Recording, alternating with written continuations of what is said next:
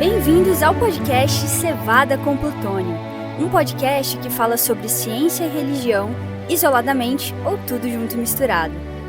Olá a todos aí que estão nos escutando aí, estamos começando aqui mais um podcast Cevada com Plutônio, o podcast que trata seu cérebro como ele merece. Hoje estaremos conversando um pouco aqui sobre universidades, pesquisas e autonomia, por que isso importa. E lembrando, que o objetivo do nosso podcast aqui é tratar o seu cérebro como ele merece. Então, acredito que a gente vai deixar mais perguntas do que respostas. Justamente porque o nosso objetivo é que você comece a pensar e raciocinar nas dificuldades que nós temos em todas as situações da vida. E uma delas é também como lidar com pesquisas, universidades e autonomia. E hoje nós temos aqui participando, além de mim, estamos aqui o Rômulo, você já conhece aí de outras gravações aqui do podcast, e temos também o Edinardo. Então gostaria de começar aqui com o Rômulo. Muito bom, Thiago, muito obrigado, prazer estar aqui com vocês e vamos discutir esse tema aí que com certeza é algo que desperta muitas emoções variadas aí, é um tema sensível, mas importante, especialmente no contexto aqui desse podcast, desse Ministério dos Cientistas Adventistas. Edinardo. Vamos bater um papo sobre esse tema, né? Sobre esse elemento tão almejado pelas famílias, que é estar na universidade, ter um filho formado, né? E esse ambiente de pensamento que é tão importante para a empresa, para países, né? Para a comunidade como um todo. Pois é, então você já está aí sabendo, eu, Thiago, Rômulo, Edinardo, aí vamos estar comentando aqui. Espero que você goste aí, compartilhe, que você também faça os seus comentários aqui, dê sua curtida aqui. E eu gostaria de agradecer aí as visualizações que nós temos, o pessoal aí que acompanha o podcast aí até fora do Brasil. Quem sabe aí um dia a gente já não consiga colocar aí aquela tradução, automática aí, e nós começarmos aqui a sermos dublados em inglês e poder alcançar mais pessoas além das línguas lusófonas. Então, começando aqui sobre o tema Universidade, Pesquisa e Autonomia, por que isso importa para você? Podemos começar primeiro aqui com a importância da autonomia nas universidades. Eu gostaria de perguntar primeiramente aí com o Rômulo, qual é a ligação entre autonomia e pesquisa? Muito bem, Thiago. É interessante a gente contextualizar um pouco disso, do contexto que a gente vive, né? No Brasil, a gente tem dois sistemas universitários bem claros, bem distintos, um sistema público e um sistema privado. E o nosso arcabouço de pesquisa, ele é muito concentrado no sistema público universitário, né? Há boas pesquisas em boas universidades privadas, sem dúvida, mas a maioria das instituições de ponta, avançadas nesse sentido, nas mais diversas áreas, estão nas universidades públicas. E aí a gente precisa dessa base clara para o desenvolvimento de toda a ciência, né, que é a questão de ter uma autonomia, uma liberdade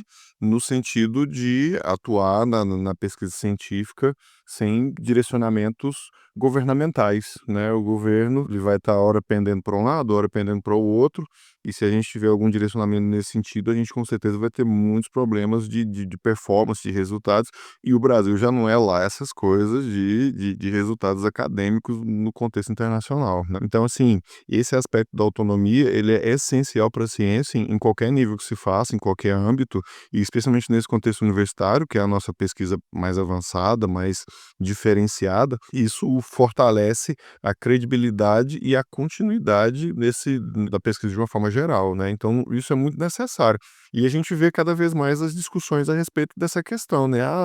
Há direcionamentos ideológicos, há instituições focadas nisso, focadas naquilo, e sempre naquela visão assim de que queremos que não haja ideologia na universidade, mas sempre você percebe, quero que não haja a ideologia oposta à minha, né? Porque, infelizmente, quando a gente vê esse tipo de discurso, a gente vê uma coisa de querer exterminar o diferente. Não sei se o Edinardo vê de forma semelhante assim, mas eu pelo menos fico muito com o pé atrás quando eu vejo essa história de nenhuma ideologia, não sei o que e tal, porque normalmente é algo de você querer devastar os que pensam de forma diferente de você, né? Que é justamente justamente a essência de se ter liberdade de pensamento e de você entender que há pessoas que pensam diferente de você e tudo bem com isso, né? Então essa é a base da busca pelo conhecimento. É interessante porque se a gente for pensar na universidade, eu acho que tem várias visões sobre ela, né. Então, por exemplo, você vai ter aquela pessoa que: "Poxa, eu quero entrar na faculdade, por exemplo, de medicina, porque eu quero me formar médico, quer dizer, eu quero ter uma qualificação técnica, quero ter uma formação acadêmica, mas especialmente técnica, eu quero ter um CRM, eu quero estar habilitado para poder trabalhar no hospital, para poder ganhar minha vida.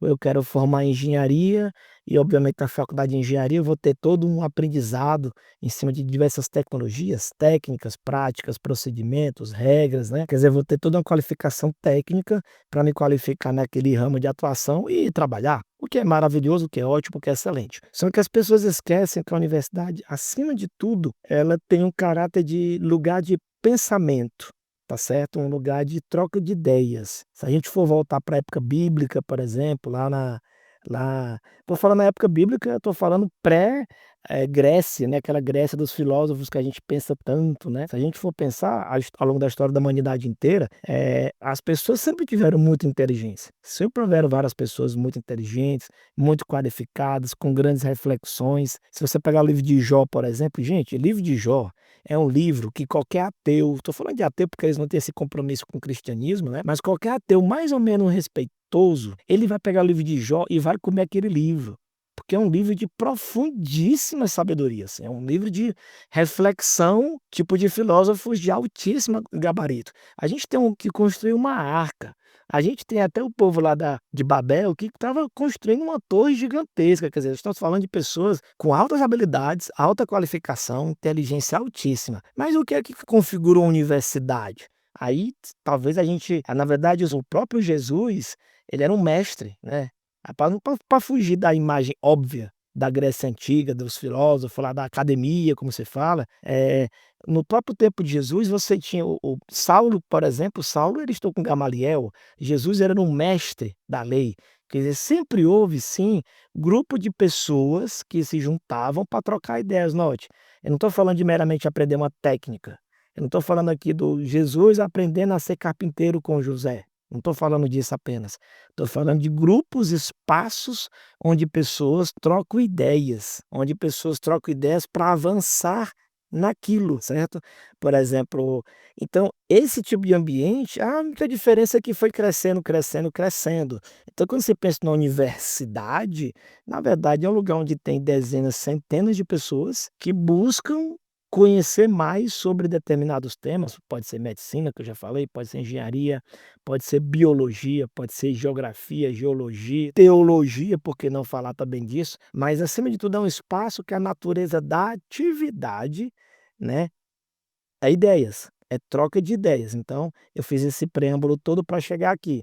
Ideia é um negócio danado. É um negócio danado, porque quando você se coloca cabrestos ou limites nas ideias, obviamente tem ideias más, não estou aqui questionando isso, tá, gente? Tem ideias que são ruins, tem pensamentos que realmente a gente tem que tolher, não estou aqui sendo anarco-liberal, tá certo? Mas o fato é que há de se ter muito cuidado quando você se limita à produção de ideia. É como, desculpando aqui, estou me prolongando um bocado, é como se eu falasse para um cara que fabrica tijolo, eu tenho um cara que tem uma olaria, eu tenho um cara que fabrica tijolo, e eu falo para ele que ele só pode produzir 1000 tijolos por dia, e ele só pode produzir tijolos de 8 buracos, tá certo? Ele não pode trocar a maneira de fazer o tijolo, então eu estou dando um exemplo bem simples para fazer o seguinte, obviamente essa olaria vai falir, se eu começar a colocar muito limite na criatividade, na produtividade, nas técnicas e no aprendizado de uma olaria ou de uma fábrica de cimento ou qualquer coisa parecida, essa empresa naturalmente tende, talvez ela não vá quebrar, mas ela vai se estagnar, tá certo? Então, a universidade, vamos começar por aqui, para ela a liberdade de pensamento, a liberdade de ação, mesmo que eu discorde, mesmo que eu não goste, mesmo que eu ache que não é por ali, é um fator primordial nessa linha de produção de conhecimento. Não, e eu gostei de escutar aqui que vocês falaram. E nisso que você falou, Ednato, o que me fez lembrar foi o artigo, né, o artigo 207, né, da nossa Constituição, que eu não sei quantos aí de vocês estão nos escutando sabem, mas o artigo 207 da Constituição diz o seguinte: as universidades gozam de autonomia didático-científica, administrativa e de gestão financeira e patrimonial, e obedecerão ao princípio da indissociabilidade entre ensino, pesquisa e extensão. Nisso a gente já vê uma coisa que eu acho interessante do princípio da indissociabilidade, é assim que o ensino, a pesquisa e a extensão, elas estão ligadas. Você ensina o que você pesquisa, toda essa ligação. E falando sobre essa questão de ideias, Edinaldo, da importância da pluralidade, é que no artigo 1º que fala sobre essa questão da autonomia, eu gosto muito dessa questão que assim, é facultado às universidades admitir professores, técnicos e cientistas estrangeiros. Eu acho muito legal essa parte de na Constituição e até dentro desse artigo falar sobre admitir a universidade, a questão de é facultado, né, a universidade admitir professores, técnicos e cientistas estrangeiros, é que da mesma forma que em algumas áreas o estrangeiro pode ser visto como um perigo, né, quando você vê assim, em tal posição tem que ser um brasileiro nato, em tal situação não pode ser estrangeiro, mas na universidade, a questão do estrangeiro, ela vem como algo importante e principalmente ligado a esta questão da autonomia em pesquisas. E eu pelo menos vejo essa situação como algo que chama atenção, porque muitas das vezes a gente vê o estrangeiro como um perigo. Você pode olhar e pensar assim: não, mas por que está vindo um estrangeiro? Por que nós estamos gastando dinheiro? O professor poderia ter sido contratado, um brasileiro, para o dinheiro ficar aqui. Não, a questão do estrangeiro na universidade, ele é visto como uma oportunidade, não é do brasileiro perder um emprego, mas da oportunidade do brasileiro aprender como estrangeiro. E isso mostra também, eu sinto essa questão do estrangeiro muito ligado à autonomia da faculdade, até mesmo nessa questão das pesquisas. Outra situação aqui que nós podemos ver aqui, não sei se alguém gostaria de falar mais alguma coisa sobre essa questão da autonomia, Romeu? Eu acho que esse ponto que você levantou, ele é muito interessante porque ele levanta alguns choques de visão de mundo, né? Tem muita gente que tem essa visão mesmo que você mencionou, de que esse aspecto do conhecimento e tal seria meio que um ativo de segurança, o país deve fazer essas pesquisas isoladamente, se fechar para o resto do mundo e tal. Mas há uma outra visão também de que esse intercâmbio de ideias, ele é muito proveitoso e é muito salutar. E eu pessoalmente penso assim, eu acho que é muito interessante você receber pessoas com visões diferentes, com formações diferentes, não é aquela coisa assim, só o estrangeiro vai ser muito melhor do que aqui, o conhecimento aqui do brasileiro e tal. Não, eu acho que há bons pesquisadores no Brasil, há bons pesquisadores fora, e esse intercâmbio ele contribui muito para o país. Então é interessante que se receba pessoas, que se envie pessoas, e que isso só tenha a ganhar, toda a comunidade universitária, né? Gera uma sinergia no avanço do conhecimento, mas conforme você mencionou, realmente há conflitos em relação a isso daí, e isso se aplica a várias outras coisas, né? Da gente poder entender que a gente precisa se abrir para o mundo e compartilhar esse aspecto do conhecimento, entendendo que essa liberdade universitária, ela abrange não só aqui o nosso país, mas é uma coisa que deve ser considerada nas relações internacionais também, né? Com o mundo inteiro. Reginato? Vou pegar um grande exemplo aqui, tá? Eu vou pegar talvez uma das maiores pesquisas do século XX, que a gente já comentou em algum momento, a bomba atômica, Projeto Manhattan. Ele teria sido impossível se os Estados Unidos não tivessem pego praticamente a nata da Europa para trabalhar com seus profissionais, né, com seus cientistas e com sua incrível capacidade técnica. Então, e é interessante que tanto a União Soviética quanto a Alemanha, né, regimes de ultradireita e ultraesquerda, né, que era os nazistas e os soviéticos, né, os comunistas, digamos assim, eles tiveram grandes gaps de produção tecnológica justamente por entender que a universidade não era para ser um ambiente de liberdade de pensamento, tá certo? Que tinha que limpar ideologicamente, né, aqueles pensamentos impuros. Inclusive, por exemplo, na União Soviética, mesmo depois da Segunda Guerra Mundial, alguns ramos de pesquisa ficaram gravemente atrasados, porque se entendia que, eu não sei se é bem essa ciência, tá, mas se eu não me engano, a física quântica, se eu não me engano,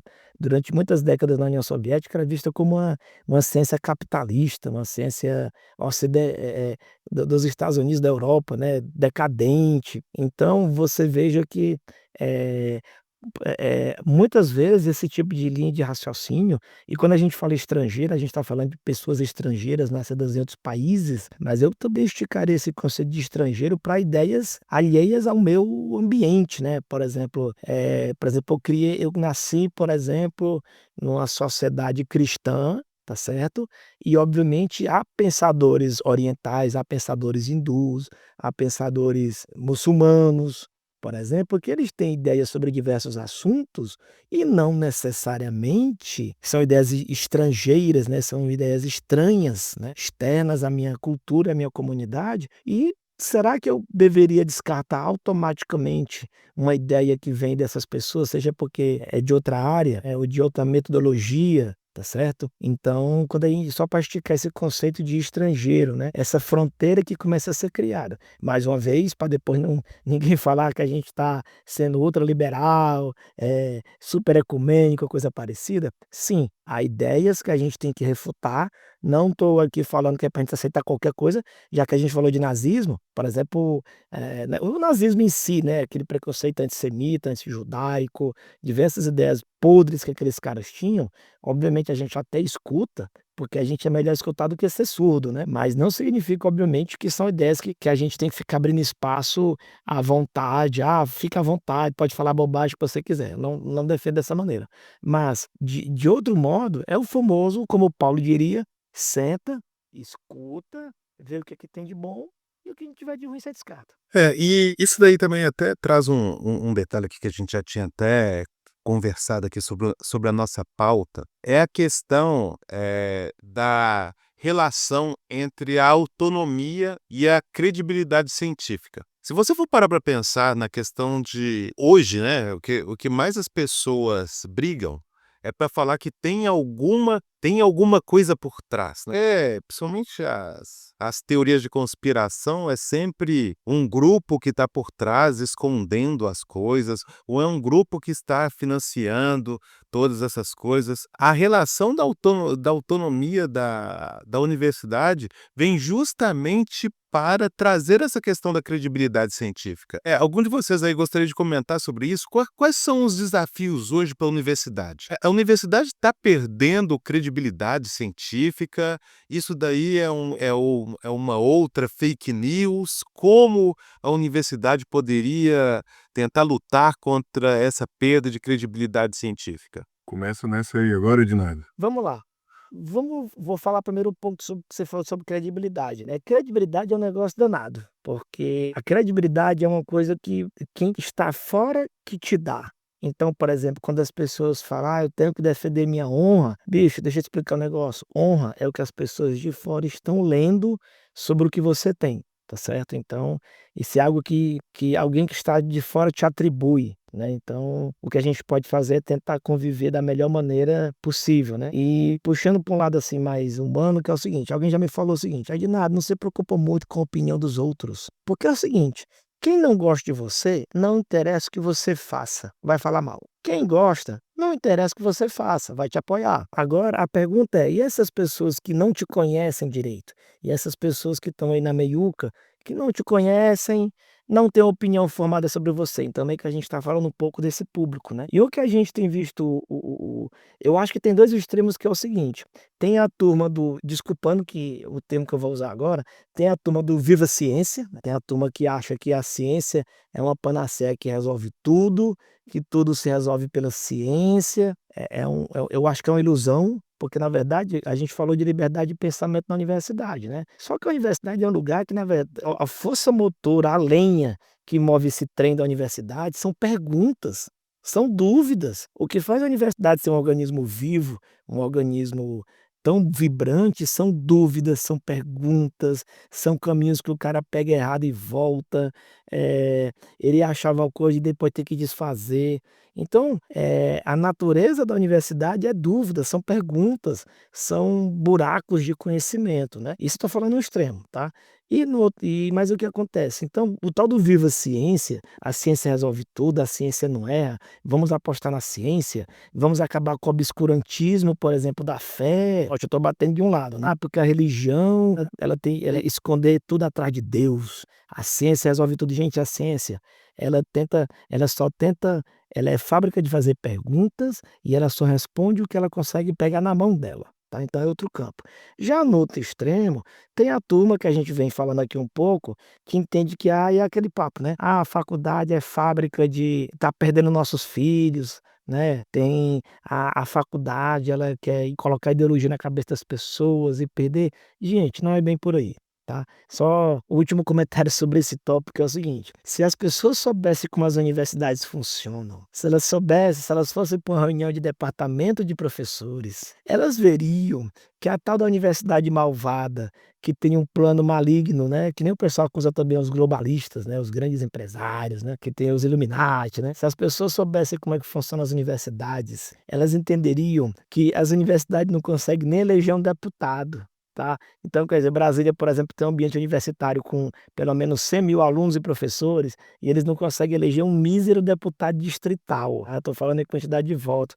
Então essa ideia de que professores também, né, a gente sabe disso. Então essa ideia que a universidade, né, é um antro que vai responder tudo, ou que é um outro lugar que que que está malevolamente atuando. Gente, sério, se tem uma raça desunida, eu vou logo falar também a real, é professor e pesquisador, tá. Então vamos tirar esses 2 boys da sala. Dito isto, essas 2 questões, como é que você vende positivamente a universidade para o público em geral, se você tem 2 lados vendendo coisas que não existem? E eu estava ouvindo um programa sobre isso hoje, que era o seguinte: a universidade, como eu falei antes, ela é a fábrica de dúvida, ela é a fábrica de pergunta, ela é a fábrica de incômodo, porque toda dúvida e toda pergunta tem um incômodo por trás. Como é que você vende para as pessoas a beleza de dúvidas e de incômodos? Então a universidade é um lugar que naturalmente é um lugar incômodo, é um lugar chato por natureza. É um lugar que a pessoa comum, e não sem razão, e não estou falando mal da pessoa comum agora, a pessoa comum, ela consegue é difícil para ela entender que existe um ambiente onde tudo que ela acredita e tudo que ela fala vai ser posto em prova. Então, eu não estou respondendo a pergunta do Thiago, mas estou colocando mais uma pergunta, né, e pôr essa peteca para o Romeu agora. Como é que a gente consegue melhorar a imagem de um ambiente cuja natureza da atividade é incomodar? Muito bom, muito bom. Eu queria pegar alguns ganchos de referência dentro aí do que você falou, desse tema da credibilidade, de certa demonização da universidade, que muitas vezes a gente vê acontecer, trazendo assim um pouco para uma comparação de contexto, né? O Thiago levantou aí alguns detalhes sobre influências externas e tal, né? A gente vê muito disso num país, por exemplo, que tem um formato diferente do nosso, que é os Estados Unidos, aonde as universidades recebem contribuições de tudo quanto é canto, né? Então, empresa, grandes bilionários, grandes doadores, até políticos, enfim, chegam lá e ajudam as universidades. No Brasil, a gente não tem esse formato. A gente tem um formato muito assim, como eu mencionei no começo, direcionado pelo governo, e uma tradição universitária relativamente recente, aliás, muito recente, né? As primeiras universidades no Brasil foram surgir já no século XX. Se eu não me engano, a mais antiga do Brasil é a Federal do Paraná. E do nosso lado, a gente não precisa ir muito longe. Na América Hispana, as universidades vieram já no século XVI. Quando veio a colonização, já vieram as universidades. Universidade de Lima, Universidade do México, Universidade de Buenos Aires, enfim. E aí o que eu vou falar aqui agora vai mexer em alguns brios espirituais de pessoas que muitas das vezes tentam, como o Ednardo mencionou, colocar a universidade como um antro, né, um lugar de perdição e tal. Muito disso vem de um contexto cultural brasileiro e não necessariamente religioso, né? E o religioso lá mais enfático, vai dizer: "Não, eu me baseio nos princípios e tal", mas muitas vezes isso é algo que já vem de geração e a pessoa nem percebe. Então, assim, essa questão também de um lugar de questionamento, de um lugar de buscar quebrar os paradigmas, de buscar questionar as bases, eu queria também trazer a lembrança de que a base da universidade moderna, ocidental, europeizada, é dos seminários de teologia, né? A universidade mais antiga da Europa, por exemplo, a Universidade de Bolonha, e no início era um seminário teológico, né? Então, a raiz da universidade, ela é no questionamento teológico, filosófico, espiritual. A raiz do método científico é de questionar as coisas, começando por questionar os próprios dogmas espirituais, né? Então, não há, a gente tenta ver muito tentar criar esse paradoxo, né? Esse paradoxo ciência, religião e tal, mas a gente vê que isso está mais ligado do que a gente percebe. A própria afirmação do Edinaldo de um lado dessa polêmica, que é o dos louvadores da ciência, né? Para essa galera é praticamente uma religião o conhecimento científico. Então a gente vê isso tudo muito próximo e a gente percebe então essas questões todas, a gente juntando agora aqui o do caldo cultural em que a gente vive, a necessidade da gente poder entender essas análises macro e micro, né? No macro, a universidade vai ter o seu caminho, vai ter o seu direcionamento, e a gente vai perceber, ora um direcionamento para um lado, ora um direcionamento para o outro, e isso exatamente como o Ednei mencionou, um contexto em que se tem dificuldade até de existir relevância política. Quantos professores políticos famosos que nós temos, né? Alguns aí que conseguem chegar lá até usam o termo professor ali junto com o deputado para reforçar, porque é raríssimo, né? É um extrato social que hoje eu posso dizer que tem bem menos influência do que bancada evangélica, bancada do agro, vários tipos de bancadas, né? Qual é a bancada universitária no Brasil hoje relevante em pautas no Congresso Nacional ou nas Assembleias Estaduais? Praticamente nada. Então, assim, a gente precisa entender todo esse contexto social, histórico, da gente poder perceber que a universidade, ela pode ter caminhos ruins, de certa forma, e aí eu trago para o micro agora, né? Você que é um estudante, você que é um jovem que está na universidade ou que se planeja estar por lá, você pode encontrar lá coisas realmente que te desviem dos caminhos, por assim dizer, né? Usando uma expressão bem popular, assim. Mas, por outro lado, também, nada te impede de passar os teus anos por ali, absorvendo conhecimento, mantendo os teus princípios e sair ileso da universidade sem ser afastado de nada do que você crê, do que você planeja para sua vida, do que você... Então, são escolhas pessoais e o problema das escolhas algumas vezes erradas não é a estrutura universitária em si, né? O problema é coisas que nós mesmos colocamos na nossa cabeça e falta de assumirmos a responsabilidade pelas nossas próprias decisões do dia a dia. Então, a universidade hoje, ela pode enfrentar uma determinada crise de credibilidade, de certa forma, em alguns contextos, mas isso não é coisa de agora, né? A gente percebe isso já de décadas, eu diria até de séculos, e especialmente no nosso contexto aqui brasileiro, ainda é algo muito jovem, muito novo, a própria estrutura universitária. Temos muito que avançar e para avançar precisamos consolidar essa credibilidade. E aí, fechando, né, já no nosso tema aqui, para consolidar essa credibilidade precisa-se de ter liberdade, autonomia, para que a gente veja um pleno avanço e as nossas universidades estejam avançando cada vez mais. Sim, e vocês falando aí sobre esse assunto aí de faculdade, realmente, eu falo por mim aqui, eu nunca tinha parado para pensar nisso, né? Que às vezes a gente, quando passa pela universidade pública, a gente vê as coisas por dentro. Então, eu lembro, por exemplo, de eleição de coordenador, eleição de reitor, com vice-reitor, as brigas que tinham em eleição, como era, os servidores, os técnicos da universidade, eles têm porcentagem de voto, aí tem o professor, tem o aluno que também participa, e a gente vê aquela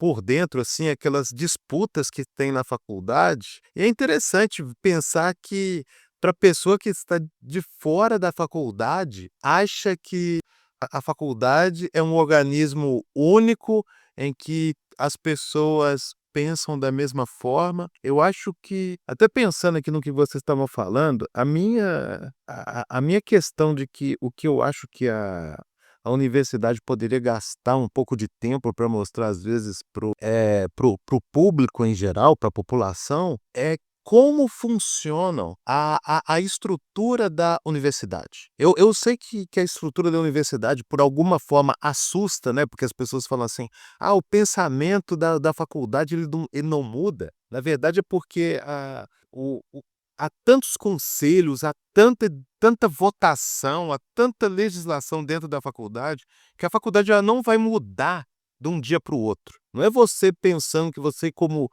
professor, vai mudar toda uma estrutura de faculdade, porque ela é um organismo que as pessoas elas disputam. Então, realmente, numa visão, você pode pensar assim: ah, não, então, ah lá, viu? É verdade, eu vou entrar na faculdade, eu não vou conseguir mudar nada, porque parece que tem um pensamento já dominante. Na verdade, não é o pensamento dominante, é porque para você mudar a universidade, você precisa de apoio. Então, as coisas vão acontecendo aos poucos.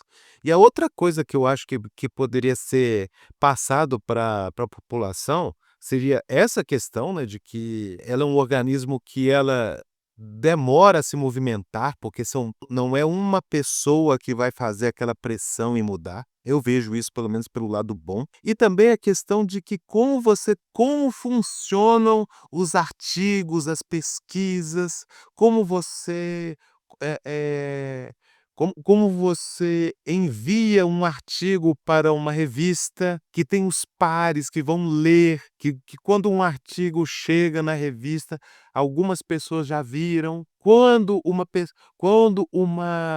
universidade, quando eu falo assim como centro de pesquisa, ela encaminha uma nova vacina, não é a população a primeira a duvidar.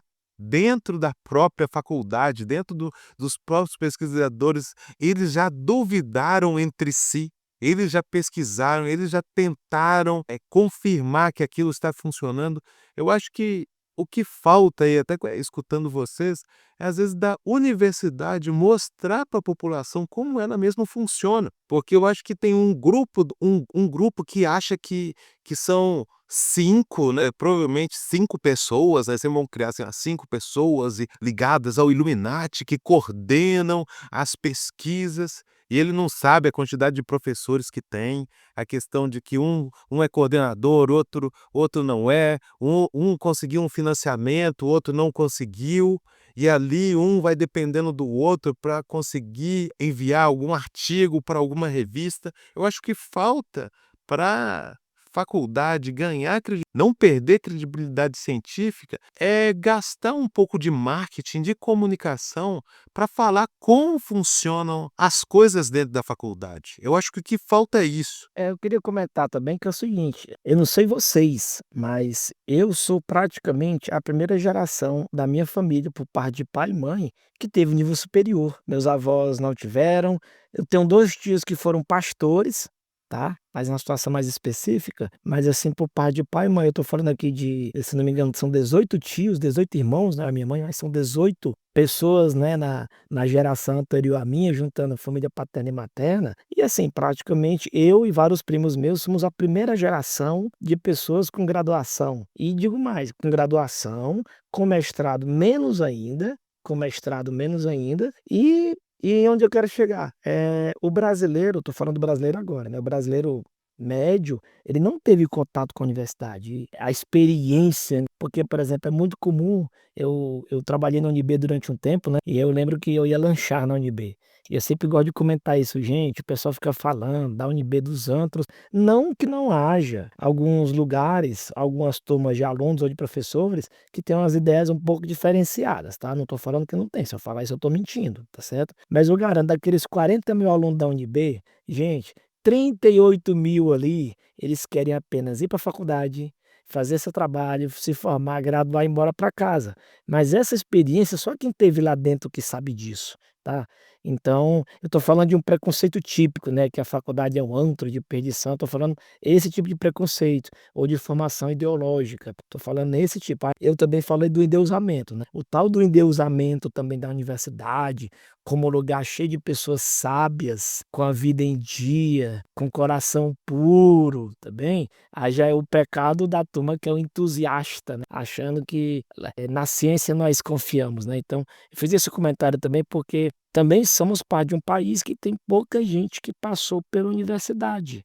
tá?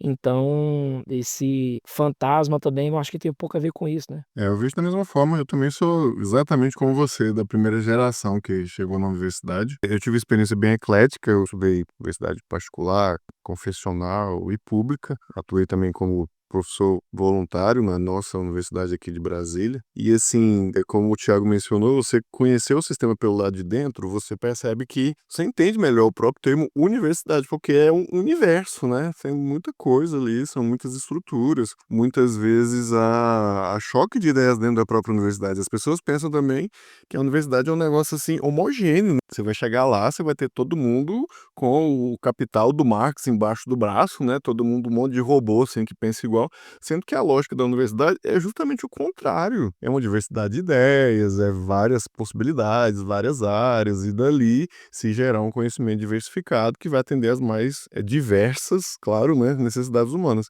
Então, assim, essa questão da universidade também ter um certo déficit de comunicação com a sociedade é um problema realmente extremamente sensível, né? Às vezes a gente percebe realmente verdadeiras bolhas, assim, e as pessoas estando sem essa consciência do que é esse ambiente universitário.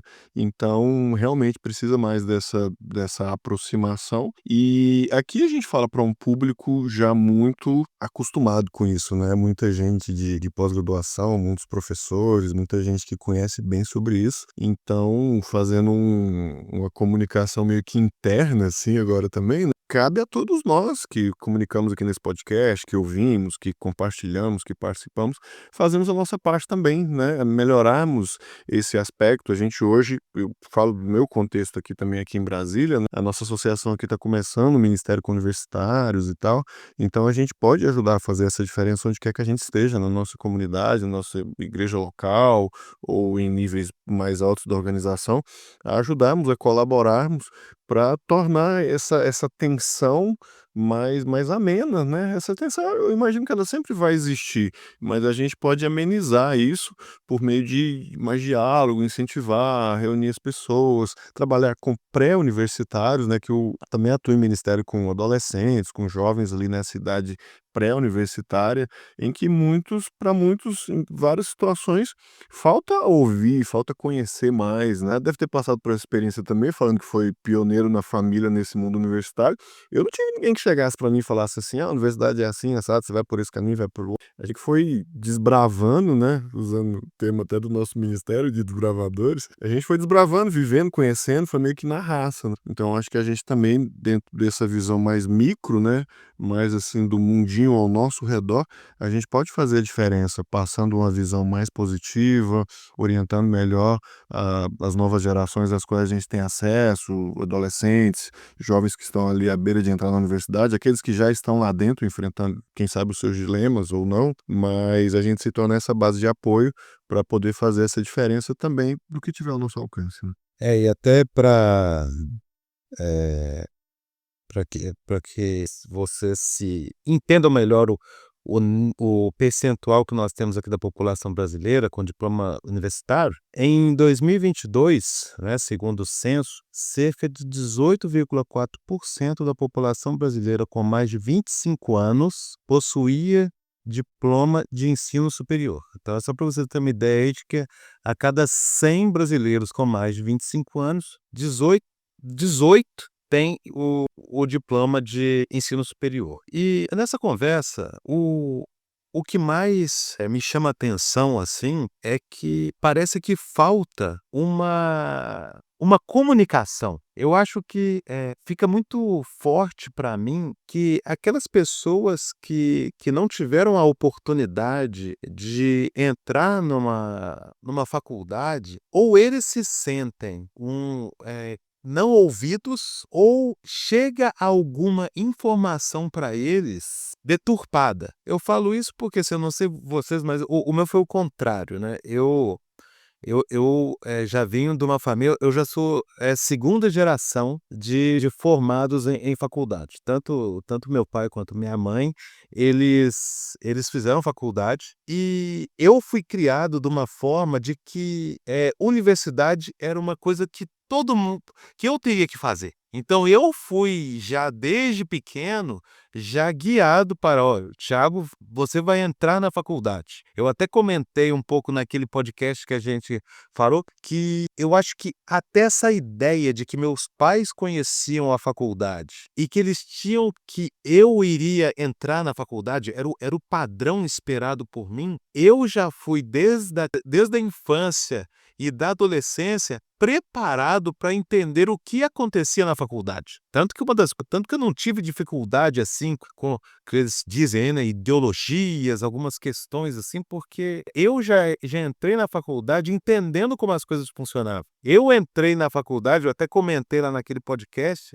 que materiais como o da Sociedade Criacionista Brasileira já me preparavam para entender a dinâmica das coisas como aconteciam. Que a gente o que o cristão sabe, o que o cristão não sabe, o que a faculdade prega, quais são as dificuldades daquele pensamento da faculdade.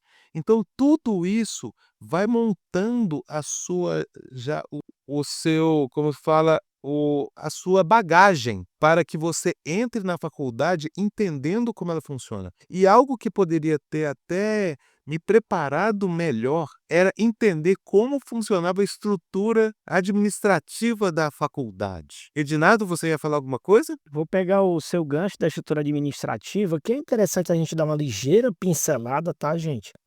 Primeiro que quando a gente pensa em não confunda faculdade com universidade, tá? Então a faculdade geralmente ela tem uma área de conhecimento mais específica, por exemplo, vamos pegar o caso mais próximo da gente que é adventista aqui, né? O NASP. Hoje você tem a Universidade Adventista, né, de São Paulo, se eu não me engano, é isso? O NASP. Mas ela não foi sempre universidade. Ela em algum momento teve uma faculdade de teologia, foi juntando faculdade, aí não vai estar nessa burocracia que eu não conheço, mas quando você fala universidade, é porque aquela instituição de ensino e pesquisa, ela já juntou vários ramos do conhecimento humano, biológicas, saúde, sociais, né, exatas, né, e juntou e tem várias faculdades em vários ramos e tal, justamente para ter o conceito de universitas, né, de amplo, né, de universal, como o Romeu já citou, né. Dito isto, o que acontece? A gente também tem que ver o seguinte, então você tem pesquisas, tem departamentos, pós-graduação, linha de pesquisa. Então, por exemplo, a coisa que a gente mais aprende em ciência é que quanto mais a gente estuda, mais a gente tem noção que a gente não sabe de nada, né, que a gente não está nem arranhando o arranhão do arranhado daquele assunto, né. Então o que acontece?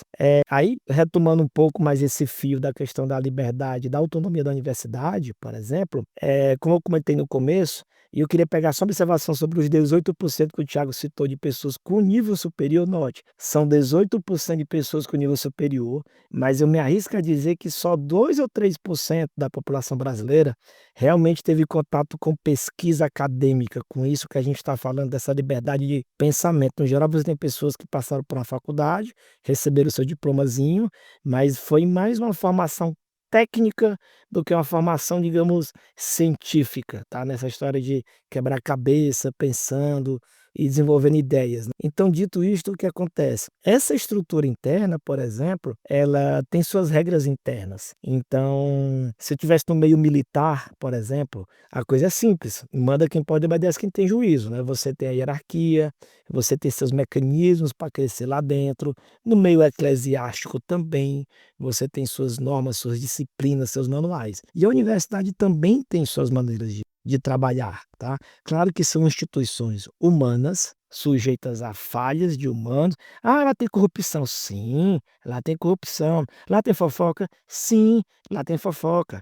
Lá tem preguiçoso. Sim, lá também tem preguiçoso. Que nem sua empresa, que nem o órgão que você trabalha, que nem na sua família, onde tem gente, tem problema, tá, gente? Então vamos tirar esse bode da sala para não estar demonizando uma coisa que infelizmente é da natureza humana. Mas a universidade ela tem suas regras de funcionamento, como o Thiago estava apresentando um pouco ali, e se você quiser impor ou impor é uma palavra forte, se você quiser emplacar uma ideia na universidade, sinto muito.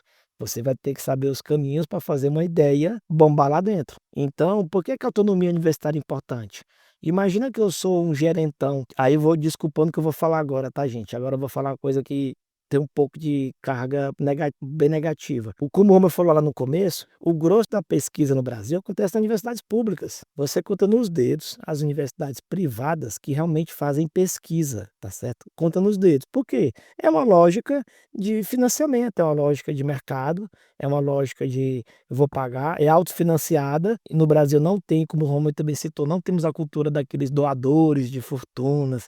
Por Harvard é universidade privada, Cambridge é privada. Tá? Aqui a gente não tem essa cultura. Então, por exemplo, a universidade privada, ela tem que funcionar com o dinheirinho da mensalidade. Então, ali, a lógica é uma lógica bem de fluxo de caixa. Eu tenho que receber e tenho que pagar professor, tenho que pagar as instalações. Então, ali não é um ambiente que você vai ter lá grandes pesquisas. Então, ali, por exemplo, o dono da universidade, eu vou usar o termo dono dessa universidade privada, ele vai dizer o seguinte: aqui vai ter pesquisa? Vai. Só que eu não posso me dar o luxo, por exemplo, de ter pesquisa que não serve para nada, entre aspas. É uma pesquisa que não serve para nada. Por que eu vou gastar dinheiro com um professor de matemática fazendo um monte de pesquisa para um negócio que nem ele sabe para que serve, tá certo? Então, veja como é importante para a ciência, pelo menos aquelas instituições que podem se dar o luxo de gastar esse dinheiro com pesquisas que, entre aspas, não servem para nada, porque, por exemplo, se hoje a gente tem celular, se a gente tem notebook, se a gente tem internet, é porque algum maluco, 200 anos atrás, 150, começou a pesquisar eletromagnetismo, aparece um maluco pesquisando teoria da relatividade, um Einstein da vida cabeluda. Isso serve para quê? Não serve para nada. Tá? Então veja, eu estou pegando uma ciência mais pura, né? Essa questão, por exemplo, direitos humanos, teses jurídicas, teses teológicas. Não acho que isso foge da teologia, não, tá? O Romulo fez teologia, ele vai falar melhor do que eu, mas dentro da teologia, não se engane, lá tem gente também trocando altas brigas teológicas por temas que são bem complexos naquela área. Tá certo? A gente que é membro leigo não é exposto a elas, mas lá dentro tem essas discussões e é saudável que haja essas discussões. Então, já tomei de novo aqui um bocado, mas é importante a gente entender que a universidade ela tem uma regra própria, ela tem uma maneira de funcionar própria e quem está de fora muitas vezes não consegue entender. E se você começa de fora a aplicar a regra de fora para um ambiente lá dentro, você pode cessear essa necessidade dessa liberdade, a autonomia da universidade dela se estruturar. Tá certo? Como é que ela faz pesquisa? E eu garanto para vocês, inúmeras coisas que hoje você não viveria sem, você não consegue nem imaginar viver sem, só foram desenvolvidas, só foram pesquisadas porque algum maluco 100, 200, 300 anos atrás insistiu em estudar uma coisa que não serve para nada. Edna, eu queria só comentar duas coisinhas. Primeiro que essas coisas sobre divergências da teologia, você não precisa nem ir muito longe, não. Na própria Bíblia já tem um monte lá de correntes teológicas, né? Fariseus, saduceus, a galera brigando e tal, e isso continua até hoje. Então, é nesse sentido mesmo e mais presente até do que a gente imagina, de corrente de pensamento e tal. Essa uniformidade de pensamento que a gente imagina que existe é longe da realidade, né? E só observação sobre o UNAR, a universidade, ele é centro universitário. Tanto o UNASP quanto o antigo IAN, que virou FADBA, hoje é UniAN, são os centros universitários que a Igreja Adventista tem no Brasil. Tem uma diferença, né, de centro universitário para universidade, a questão da titulação dos professores, o percentual ali com mestrado, doutorado, a questão de pesquisa, extensão. Mas estamos avançando rumo a, em breve, temos uma universidade instituição como universidade no Brasil, né? O próprio curso de medicina é recentemente aprovado lá no NASP Campus 3, né, em Hortolândia. O UniAN está bem avançado também para ter medicina em breve, e a gente vê essa questão nossa. É até interessante a gente ver esse pensamento no meio adventista, né?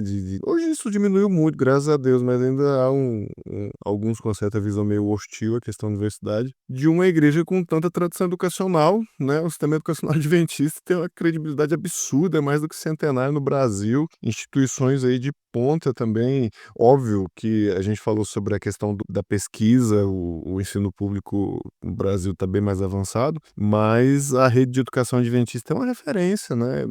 Claro, não tanto no nível superior quanto é na educação mais básica, mas é um certo até contrassenso em você ser adventista e ter certas restrições quanto ao seu avanço educacional no melhor nível possível, né? Na verdade, a visão que a gente precisa ter de termos é uma excelência educacional justamente por sermos adventistas, por sermos jovens adventistas, né? Por termos tantos aspectos da nossa mensagem que vocês sabe muito bem, nos ajuda a termos mentes mais capacitadas a avançar dentro da questão do conhecimento.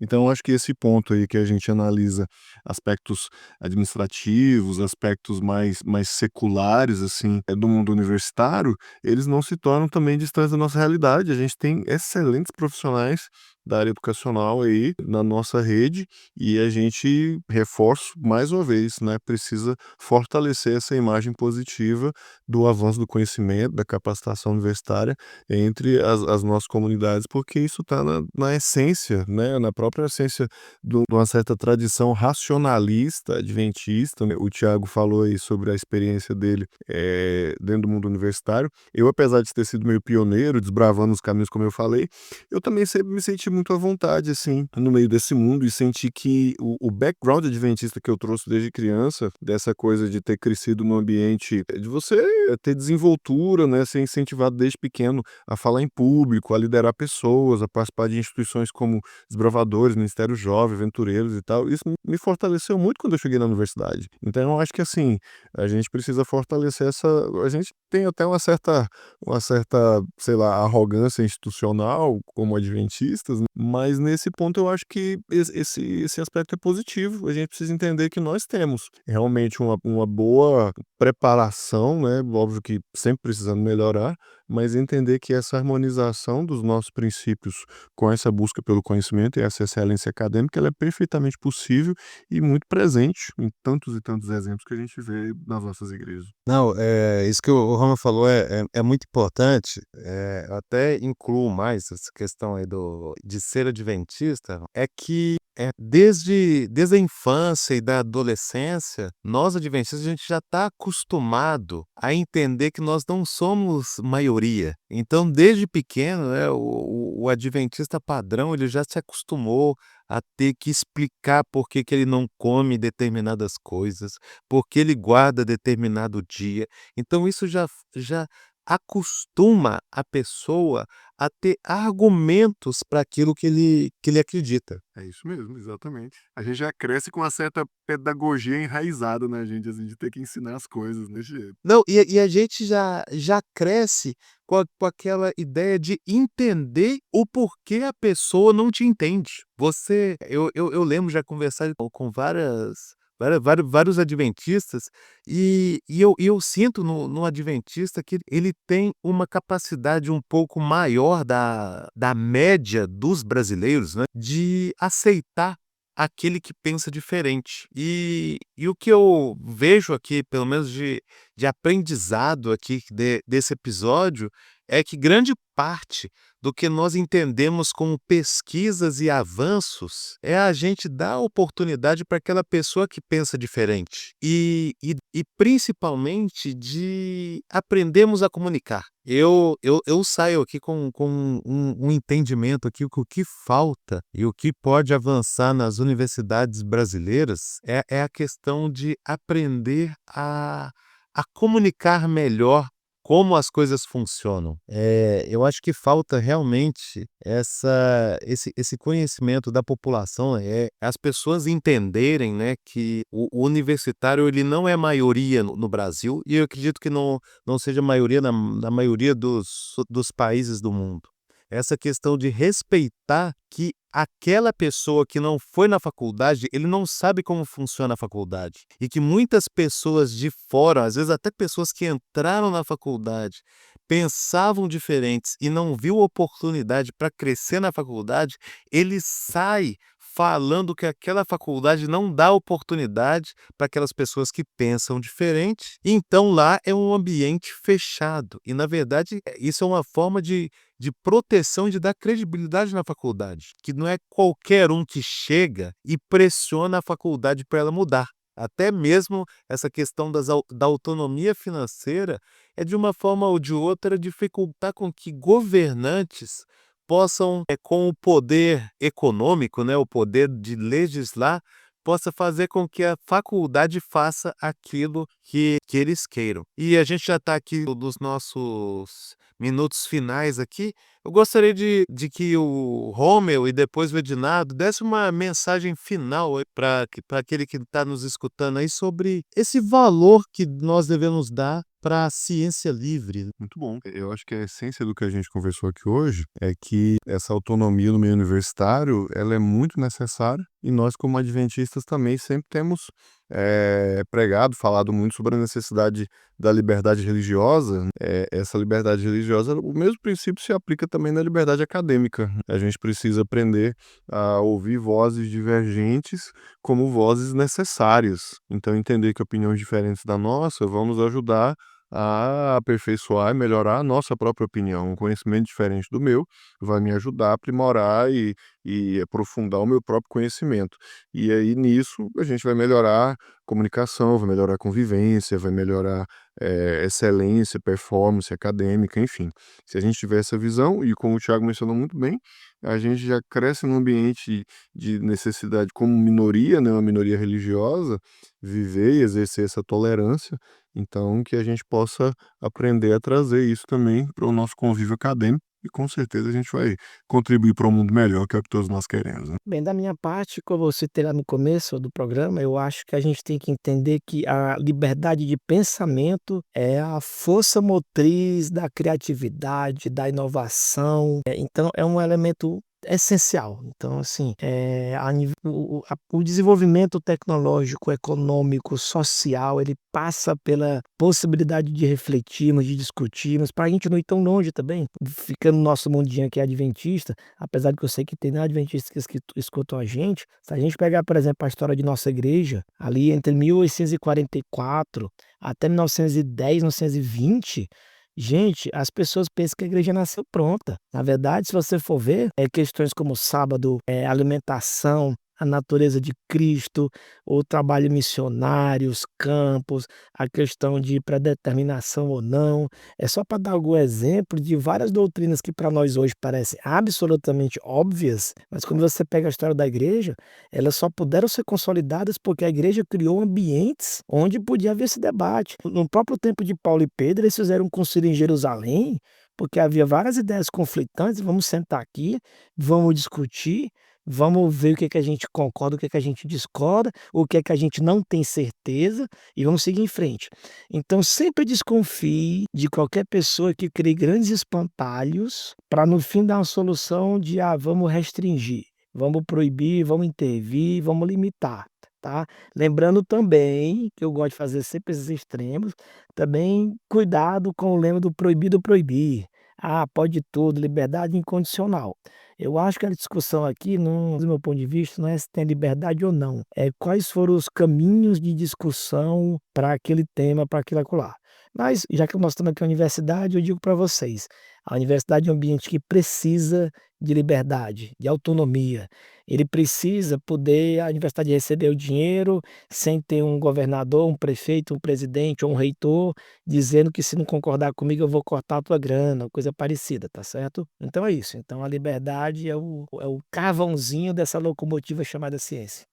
Eu agradeço ao Rômulo Edinado aí pela participação nesse podcast.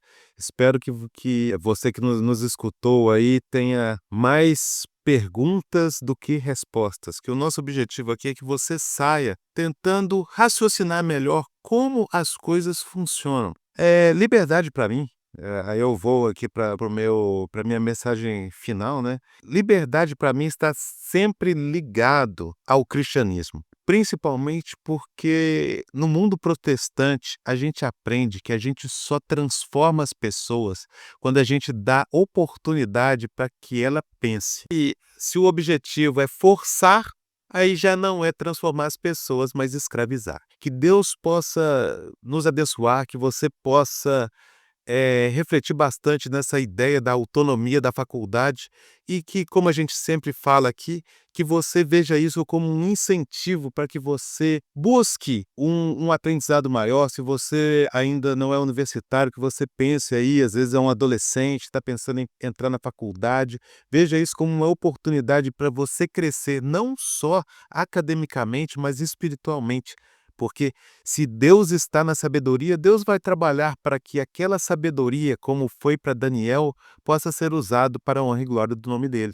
Então eu deixo o nosso boa noite, o nosso bom dia aí, não sei quando é que você está nos escutando, mas Lembre-se de sempre seguir-nos, compartilhar se você gostou, se você não gostou, comente, que nós vamos aí realmente prestar atenção naquilo que você falou e levar isso em consideração.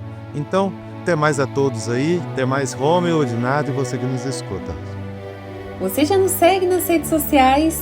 Não? Então siga-nos agora mesmo no Spotify e inscreva-se no nosso canal no YouTube. Assim, você não perde nenhum episódio do nosso podcast que vai ao ar toda quinta-feira, às 5 horas da tarde.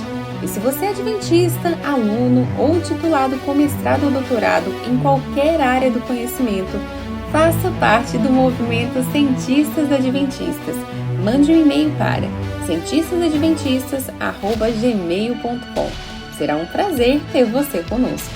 Aviso! O Movimento de Cientistas Adventistas é um ministério de apoio que não possui vínculo jurídico ou administrativo com a organização da Igreja Adventista do Sétimo Dia.